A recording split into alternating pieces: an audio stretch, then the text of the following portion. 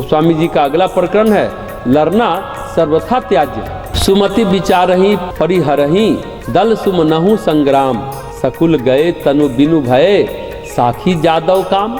पत्तों और फूलों के द्वारा भी लड़ाई करना बुरा है, यह विचार कर बुद्धिमान लोग उसे बिल्कुल त्याग देते हैं। इस बात के साक्षी यादव और कामदेव हैं।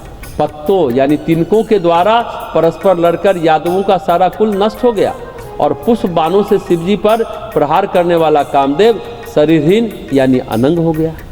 लड़ना भिड़ना कोई धर्म का काम नहीं है, अच्छा काम नहीं है। बहुत प्रतिकूल स्थिति में मजबूरी हो तो अलग बात, पर उसका परिणाम अच्छा नहीं होता।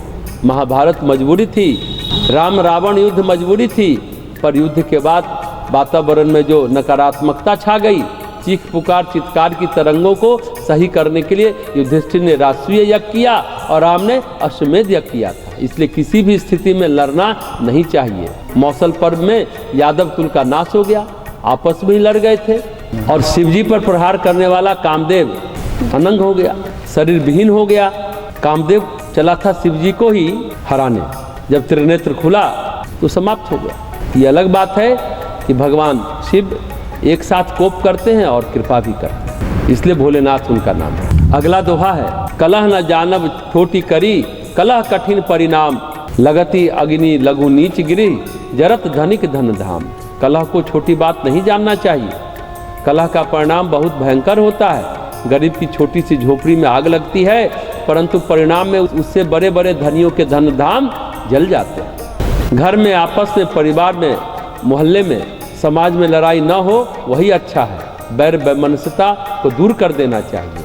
अगर पड़ोस में झोपड़ी हो, उसमें आग लगेगी तो पड़ोस के महल जो है वो भी जल जाएंगे, वो भी उसके ताप से बच नहीं पाएंगे। अगला प्रकरण है क्षमा का महत्व।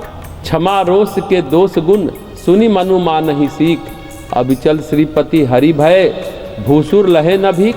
हे मन, क्षमा और क्रोध के गुण दोषों को सुनकर उनसे शिक्षा ग्रहण करो। भृगु मुनि यानी ब्राह्मण की क्रोध से मारी हुई लात को छाती पर सहकर भगवान विष्णु ने उन्हें क्षमा कर दिया था। क्षमा के कारण श्री हरि तो अविचल लक्ष्मी जी के स्वामी हुए, परंतु एक ब्राह्मण के क्रोध के परिणाम स्वरूप ब्राह्मणों को भीख भी मांगे नहीं मिलती। लक्ष्मी जी नाराज हो गई ब्राह्मणों पर।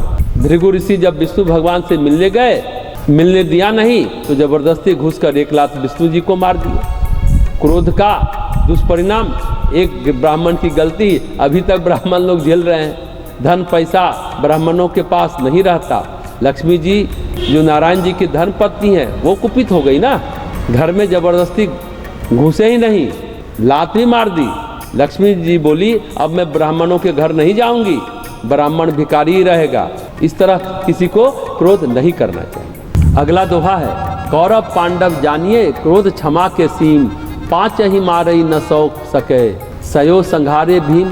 कर्मों को क्रोध की और पांडवों को क्षमा की सीमा समझना चाहिए, परंतु क्रोध के कारण 100 कौरव 5 पांडवों को नहीं मार सके, इधर अकेले भीम ने 100 के 100 कर्मों का संहार कर दिया। दुर्योधन अपने सभी भाइयों के साथ केवल भीम के द्वारा मारे गए, बाकी योद्धा तो अलग अलग लोगों के द्वारा मारे गए। इसलिए क्रोध नहीं करना चाहिए। आज लग रहा है कि हम बलशाली हैं, पर कल क्या होगा, कल किसने देखा है।